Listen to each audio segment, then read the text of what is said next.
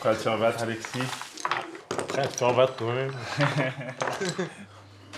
Dans cet appartement des Hauts-de-Seine, à l'approche du déjeuner, il y a ceux qui cuisinent et ceux qui se détendent.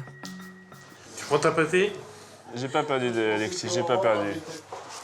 À première vue, cette colocation ressemble à bien d'autres. Mais ici, 4 personnes valides cohabitent depuis 1 an avec 5 personnes handicapées. Bon, je passe midi. Du lapin. Mais avec quoi? Spécialement pour toi, j'ai fait des pommes noisettes. Il n'y a pas que Mathieu qui peut mettre la main à la pâte.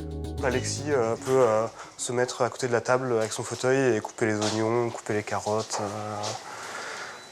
Le but, c'est que tout le monde puisse participer, quoi. Le but, c'est que tout le monde puisse participer à la vie de l'appartement. On peut notamment aller sous l'évier, carrément, faire la cuisine si on veut, quoi. Quelquefois, je fais la cuisine chef cuistot, là. Et puis quelquefois, notamment pour la cuisine grecque. La plupart des repas sont pris en commun. L'intérêt de vivre sur place, c'est qu'on partage une vie quotidienne, un peu comme dans une famille, en fait. Depuis 2010, l'association Simon de Sirène a mis en place des colocations innovantes. Dans cette maison vivent des personnes handicapées depuis la naissance ou suite à un accident et des assistants valides. Ici, pas de blouse blanche, il y a 2 mots-clés, l'entraide. On veut surtout de l'aide au moment des levées, au moment des couchers. Et surtout, l'amitié. On peut vivre en copain très facilement. Quel est le quotidien de ces colocataires pas ordinaires? L'homme qui est à l'origine de ce projet, c'est Laurent de Chérizé. Ancien chef d'entreprise, désormais directeur de l'association Simon de Sirène. C'est une histoire familiale qui m'a amené à entreprendre ce projet. Le désir que je portais en moi, c'est de me dire j'aimerais créer un lieu dans lequel j'aimerais vivre. Chacun a son studio, mais il y a ces pièces communes dans lesquelles on fait la fête ensemble, on discute. Pour concevoir les appartements partagés, Laurent s'est appuyé sur les témoignages d'amis handicapés. Ça part symboliquement de cette phrase un jour que m'a dit François, qui a eu un grave accident de sport, qui m'a dit « Tu sais Laurent, depuis que je suis handicapé, ma plus grande souffrance, c'est la solitude. Il y a beaucoup de journées où les seules personnes que je vois sont les gens qui viennent pour les soins. Ici, c'est des lieux qui sont vraiment des lieux d'humanité et de rencontre. Il y a 70 personnes qui vivent dans nos logements, dans leur studio.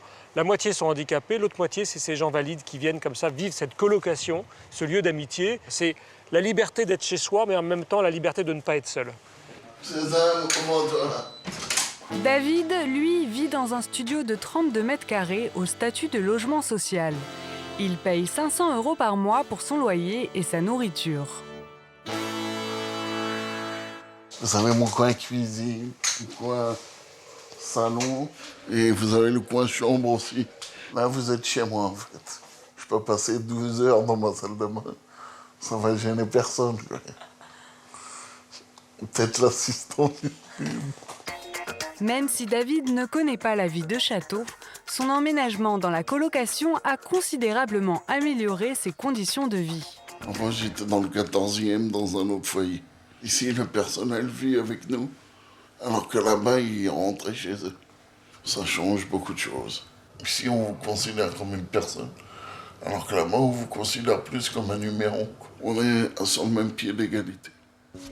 Dans cette grande famille, les assistants valides, locataires eux aussi, sont des bénévoles, des jeunes en service civique ou des salariés de l'association Simon de Sirène. Et on leur dit souvent ici, vous allez venir passer le diplôme du cœur. Vous allez venir découvrir que vous êtes capable de rentrer en relation avec quelqu'un de différent de vous, quelqu'un fragilisé. Et les jeunes disent souvent, au bout de 2-3 mois, mais ça me fait un bien fou et je découvre qui je suis profondément. C'est du plaisir pur, mais 100 là, €. c'est mes horaires de travail, oui. Tu es sorti de prison, oui.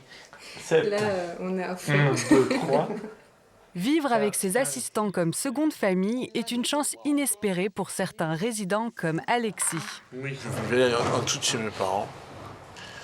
Mais comme mes parents commençaient à vieillir, ils ne pouvaient plus s'occuper de moi facilement.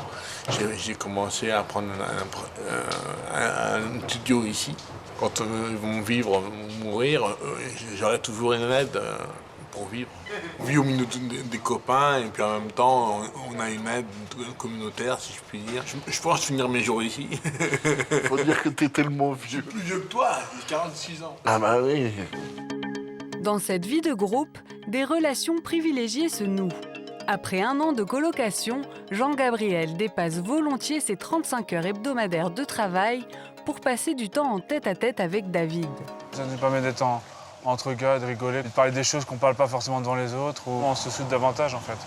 Donc c'est ça le plus important, ouais, notre duo là.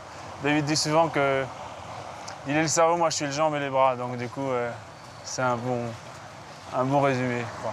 Côtoyer David a permis à Jean-Gabriel d'apprivoiser ses propres fragilités.